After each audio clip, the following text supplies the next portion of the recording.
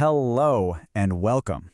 Today, we're going to dive into a simple, everyday habit that actually tells us a whole lot about culture, tradition, and even medicine.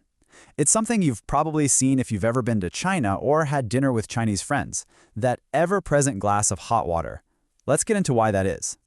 So this is really the big question for today's explainer.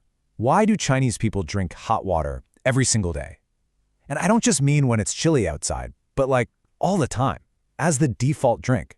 It's a really common observation, and we're going to explore a couple of pretty fascinating theories behind it. All right, first things first, let's learn the key phrase at the very heart of this topic. In Mandarin Chinese, it is 喝热水. Let's say that one more time, a little slower so you can really hear the parts. 喝热水. And it literally just means drink hot water. But as you'll see, this phrase is way more than just an instruction. It's a piece of cultural wisdom. You see, for so many people in China, this isn't some conscious health choice they wake up and decide to make. No, it's much deeper than that. It's become a totally unquestioned daily habit. It's just something you absorb from the culture around you right from when you're a little kid. So the question is, where does this instruction actually come from? Well, the very first source, as it is for so many things, is your family. If you ask someone why they drink hot water, a super common answer you'll get is just, "My mom told me to do that." It's a tradition that's been passed down for generations, from a parent to their child, as just a basic part of taking care of yourself. But you know, it's not just a family thing. It gets reinforced by professional authority too. This advice is also coming from doctors, and that gives the habit this whole other layer of medical legitimacy, right? It connects it to health and wellness in a much more official way. And then finally, the influence just goes totally universal. Everybody in China told me to do that. I mean, when your family, your doctors, and pretty much all of society are telling you the same thing, it kind of stops being advice and just becomes, well, the way it is. It's a social norm that's just baked into the culture. Okay, so with that background, let's dig into the first popular explanation for this habit. We're going to call this one Theory 1, the energy saver. And this theory gives us a really logical, almost scientific-sounding reason for why you'd pick hot water over cold. The thinking here is actually really simple. Just imagine drinking a big glass of ice-cold water. Your body, which is working hard to stay at a constant warm temperature, suddenly has to use its own energy to heat that cold water up. But if you drink hot water, well, it's already warm. And here's the key idea. You save your body's energy. It's a very practical way to look at it. From this point of view, drinking hot water is just a more efficient way to hydrate yourself, saving your body's precious energy for other more important things. It kind of makes sense, doesn't it? It's a pretty logical explanation.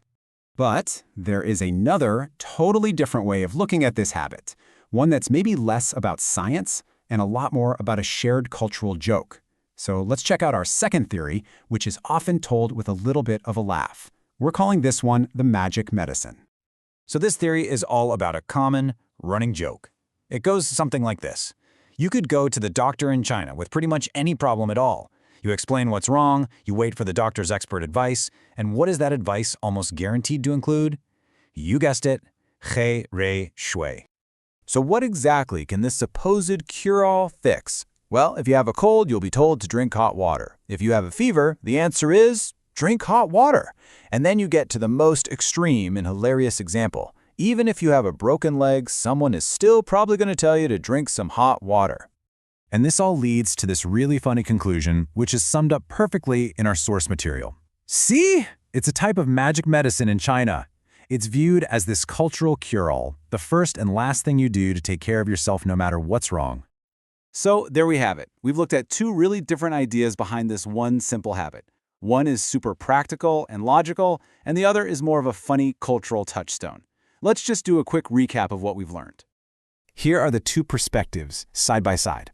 First, we have the energy saver theory, which gives us a practical, body-focused reason to drink hot water. And then you've got the magic medicine theory, which frames it as this all-purpose cultural cure-all. And really, together, these two ideas show how one simple habit can have roots that are both logical and deeply, deeply cultural. And that brings us to our final thought, a question for you to think about. What is the drink hot water of your culture? You know, what's that one simple piece of advice, that cure-all that your parents or your grandparents always had for any problem, big or small? It's a really interesting way to think about how our own cultures shape our lives every day.